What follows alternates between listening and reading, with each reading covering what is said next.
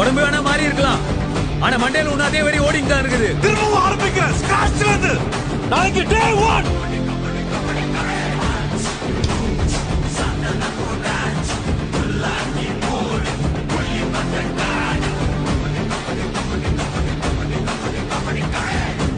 வாட்டி மிஸ் ஆகாதுல்ல?